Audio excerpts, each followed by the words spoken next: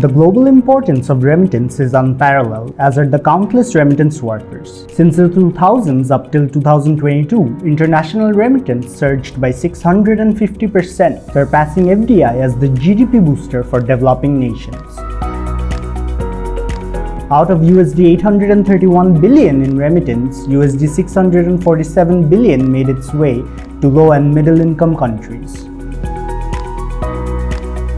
The case is no different for Bangladesh, as the yearly USD 20 billion foreign currency inflow from remittance gives life to over 5% of the GDP, and over 14% of the GDP if we include informal inflows. This hard-earned remittance is worked by the millions of Bangladeshis traveling across the continents, from Malaysia to the Kingdom of Saudi Arabia, and across the Pacific to the United States of America. Working in low-skilled, low-paid jobs, these expatriates dedicate their labor for the poverty alleviation of their family back home, despite the lack of skills and knowledge to reach their true potential. Looking at the skill mix of manpower exported over the decades, it is pertinent why the country is quickly being branded the hub of cheap labor. Compared to our regional peers, Bangladeshi workers receive only around $200 per month.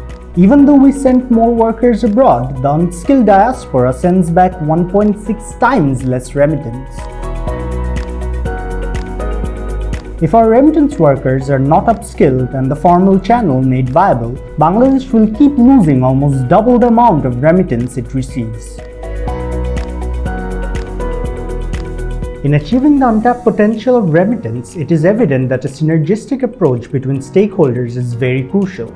A combination of support functions like recruitment agencies, service providers like technical training centers, and policy enablers like BMED could create a sustainable system. And by creating a seamless migration process, we could ensure that our migrant workers are prepared for the destination country. While the opportunities to improve the system are countless, it is evident that moving a few cogs could set the whole plan in motion. Firstly, skill and information. The infrastructure to upskill Bangladeshi migrants already exists. We just have to make them accessible to the last mile and ensure that their importance is well received. Secondly, access to information.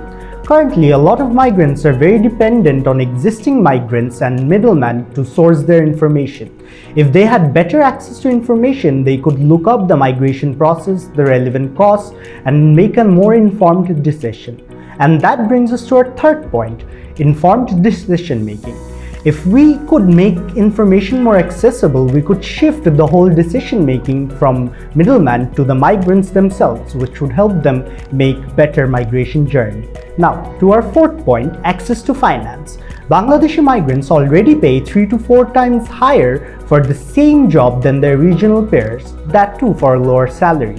So if we could give them access to finance, it would help them get out of predatory loan cycles and achieve a better and sustainable migration life cycle. And that brings us to our last point, remittance utilization. To get migrants to sustain their elevation from poverty, it is very crucial that they understand and are able to best manage their remittance funds into income-generating activity. And by this mechanism, it would be ensured that migrants and remittance families have a sustained elevation from poverty.